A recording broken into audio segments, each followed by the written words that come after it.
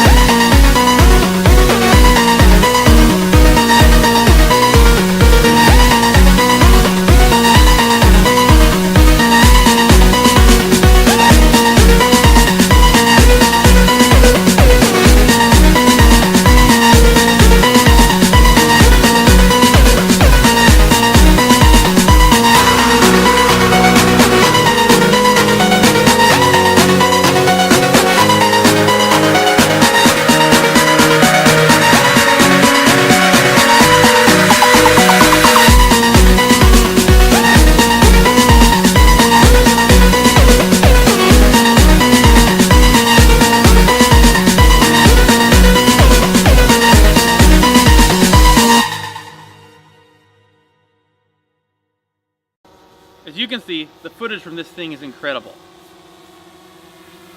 The landscapes are just so much more vibrant than like with my Spark. It's crisp and clear and amazing. I mean, the Pro version, of course, has better image quality, but this thing has great image. The zoom also has great image quality, and it's with the actual zoom on it. I would say it's actually the best drone to buy of the two. If you have to choose one, I would choose a zoom, unless picture quality is of the greatest importance to you. So yeah, I'm going to be flying this drone a lot more in the near future and producing a lot more longer videos like you can find on my channel. I've been filming with the Spark for a year, and I have, I think, a couple dozen really cool Spark videos that you can go check out. And very soon I'll have a lot of probably much cooler Mavic videos. So yeah, check those out and subscribe so you can keep up with my all my coverage of the Mavic. I'll be talking more about it too, in addition to my actual footage from it, because there's a lot to cover. And yeah, this thing is awesome. And thanks for watching. hit that like button, that subscribe button, and that little notification button if you would. I would really appreciate that. And I produce a lot of content. I try to produce at least 1 video a week, and I would like to start producing 2 or even 3 videos a week, but I can't keep that up all the time. Anyway, thanks for watching, and I'll see you all again real soon. Bye.